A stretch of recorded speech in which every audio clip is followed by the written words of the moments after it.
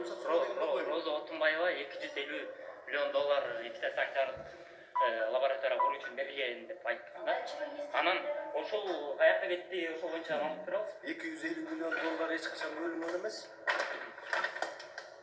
Ал лабораториялар боюнча бүгүн эмне иштер аткарылып атат?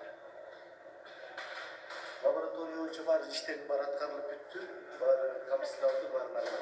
Канча лаборатория бар негизи бул самойча? 19. Ошо 250 миллион деп ошо сормасызга кеп кеткен. Аны дайынын тапкандар да бар, таппагандар да бар.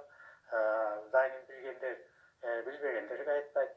Анан калып эле баягы кармооруну кармада ууру жүрүп кыйкырып деген как раз ушу биздин жанагы 250 миллион долларга туура келет да.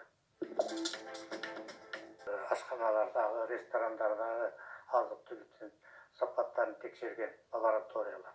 Экономика илимдеринин доктору профессор Айчы Сарбаев ветеринардык жана фитосанитардык коопсуздук боюнча мамлекеттик инспекциянын эмне иш менен алектенип жаткандыгына түшүнө албай турат. Айтымында мекеме экспортко чыгартуучу азык-түлүктү эмес, ички тамак аштын сапатын карай албай жатат. Фитосанитардык лабораториялардын өтө керектиги бул эч кандай экспортсуз эле, эч кандай импортсуз эле өзүбүздүн элибиз үчүн абадай керектигин башында айттык. Себеби дүйнө жүзүндө биологиялык деген согуш жүрүп атат.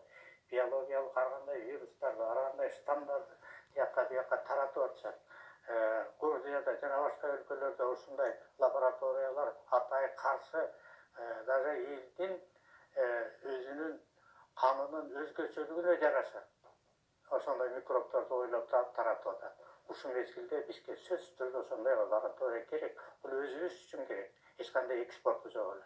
Анан өзүбүздөн кийин экспортко керек. Мындай сын пикирлер байма-бай айтылып жатканы менен ветеринардык жана фитосанитардык коопсуздук боюнча мамлекеттик инспекция 130 миллион бюджеттен бияктан.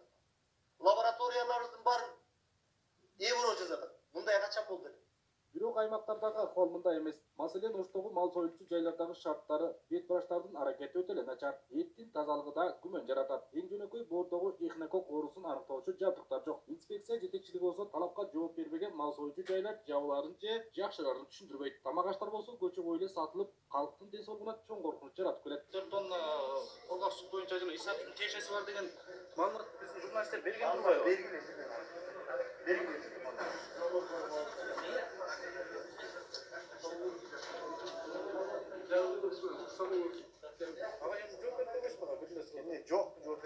Медэксперт Айбар Султангазиев учурда калктын ден соолугу коркунучта деген пикирлер менен макул. Ал тамак аштын базарларда чаң учкан жерлерде ачык сатылып жатышына жана эт сатуучу жайлардын санитардык абалы сакталбаган жагдайда иштешине беймаза болууда. Муну инспекциянын чабал аракети деп сыпаттады. Таможня балалар